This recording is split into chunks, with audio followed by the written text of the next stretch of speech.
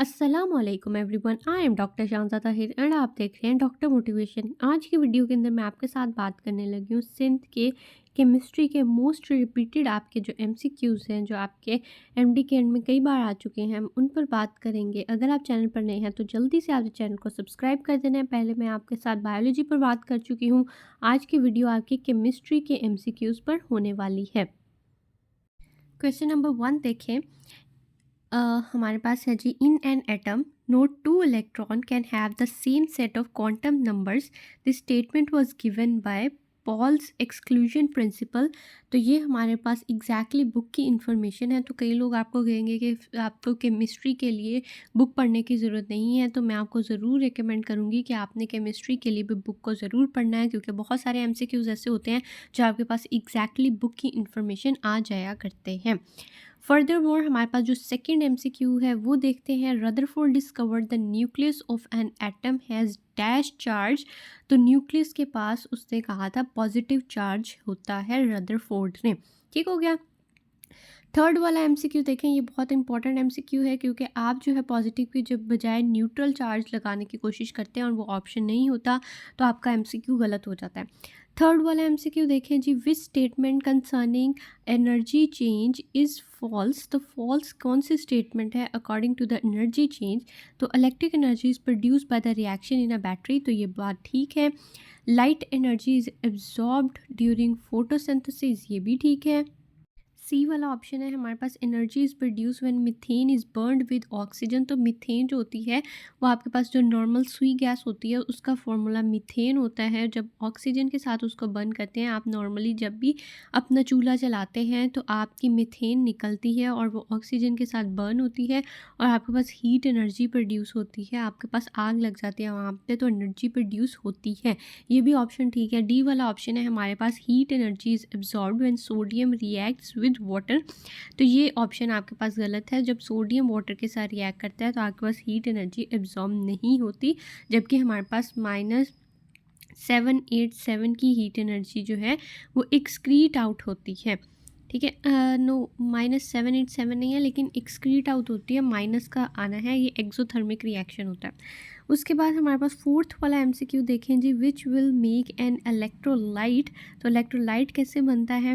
हमारे पास salt dissolve in water, salt जो है वाटर में डिजोल्व होती है, तो वो हमारे पास इलेक्ट्रोलाइट बन जाता है। फिफ्थ वाला एमसीक्यू देखें जी, electronic configuration of the noble gases. तो नोबल गैसेस का हमारे पास जो वैलेंस शेल होता है वो कंप्लीट होता है हमेशा। तो आपके पास वैलेंस शेल कंप्लीट वाला जो ऑप्शन है वो दैट इज़ बी। तो आपने बी ऑप्शन लगा दिया।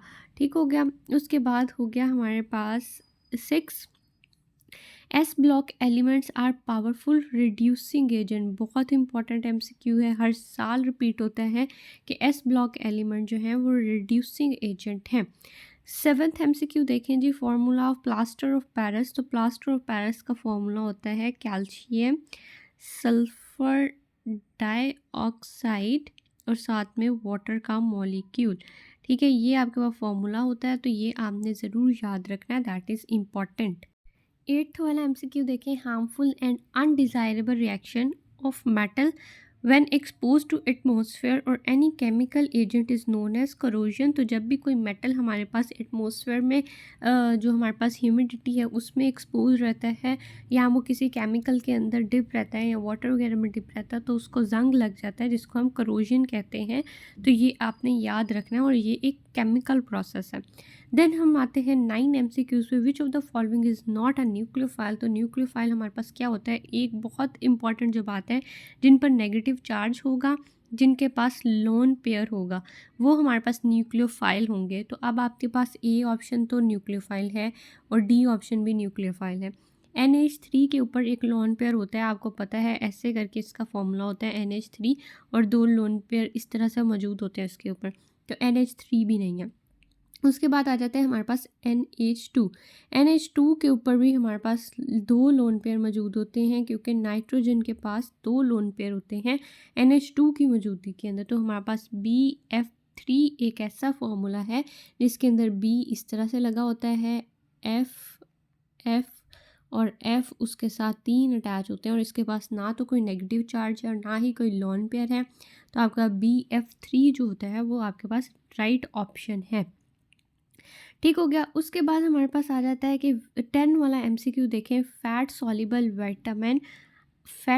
वाइटामिन्स जो होते हैं हमारे पास कौन से हैं, तो आपका बी और सी जो है that is only water soluble, बाकी सारे जो होंगे वो आपके पास फैट सॉल्युबल होंगे। तो आपके पास ए, डी, ई एंड के जो है वो आपके पास फैट सॉल्युबल हैं, तो ए वाला ऑप्शन आपका करेक्ट होगा। ये थे आपके सिंथ के स्टूडेंट के लिए मोस्ट रिपीटेड केमिस्ट्री के MCQ। That is all from my side. इंशाल्लाह जल्द ही आपकी फ़िज़िक्स की भी वीडियो जल्दी से अपलोड हो जाएगी। That is all from my side. Thank you so much.